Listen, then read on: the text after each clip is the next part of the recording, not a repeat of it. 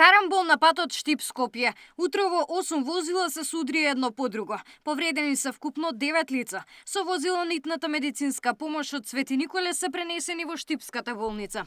Вкупно се донесени 9 учесници во сообраќајната незгода на автопатот, од кои 20 со малку потешки повреди, кои веднаш со возилата на итната медицинска помош се транспортирани во клиничка болница Штип, а на останатите 7 полесно повредени им е дадена уплата и истите се упатени исто така во клиничка болница Штип на доиследување. Искршени шофершајни, парчосани браници и делови расфрлани по автопатот. Ваква слика ги пречека екипите на терен.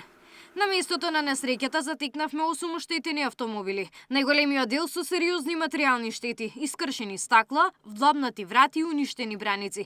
Остатоци од возилото и скршено стакло со часови останаа на коловозот, додека екипите работеа на расчистување на теренот.